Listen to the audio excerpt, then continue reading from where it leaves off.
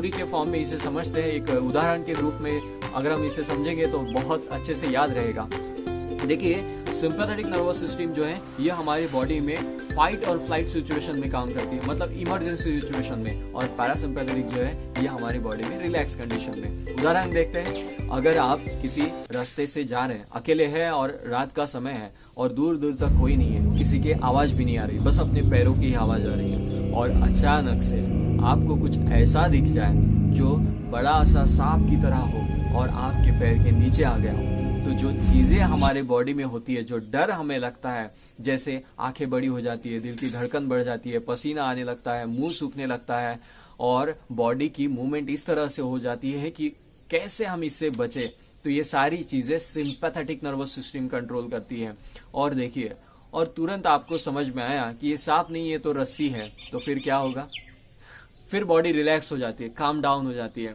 तो calm down समय में जो भी एक्टिविटीज बॉडी की होती है, जैसे फिर से हमारे मुंह में पानी आ जाएगा, सलाइवेशन जिसे कहते हैं, आंखें जो बड़ी हो चुकी थी वो फिर से ठीक होने लगेगी। वैसे ही जो हमारी हार्ट बीट्स बढ़ी थी, ब्लड प्रेशर बढ़ा था, वो फिर से नॉर्मल होना स्टार्ट हो जाएगा। तो इस तरह से नॉर्मल कंडीशन में, काम डाउन कंडीशन में जो एक्टिविटीज होती है, डाइजेशन भी होता है, उसी के साथ स्लीपिंग वगैरह, तो ये नॉर्मल बॉडी एक्टिविटीज मेंटेन रखने का काम हमारी पैरासिम्पैथेटिक नर्वस सिस्टम का है।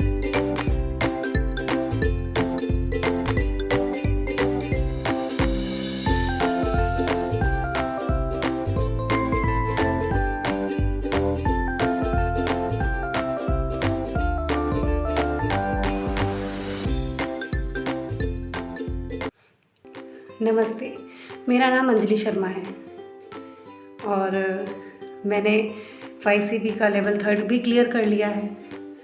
लेकिन जब मैंने YCP लेवल 3 क्लियर किया तब मैं फेसबुक पे एक पोस्ट देखा करती थी, अलग अलग तरीके से वो पोस्ट आया करती थी जिसमें बहुत इंटरेस्टिंग बातें लिखी होती थी।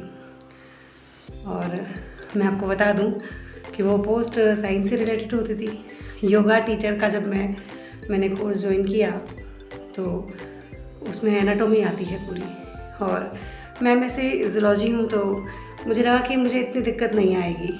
हालांकि मुझे दिक्कत नहीं आई और YCP लेवल 3 मैंने क्लियर किया। लेकिन मेरे मन में एक वो था, उत्साह था, उमंग थी और उत्सुकता थी कि वो जो फेसबुक पे मैं जो पोस्ट देखा करती थी राममल्लाई सर की, वो क्या था।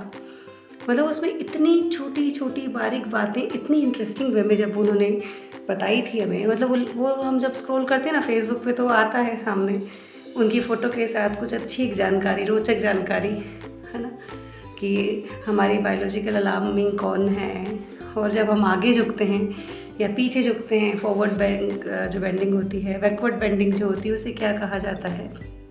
इतनी सारी चीज़ें इन टर्म्स से मैं इतनी वाकिफ़ नहीं थी।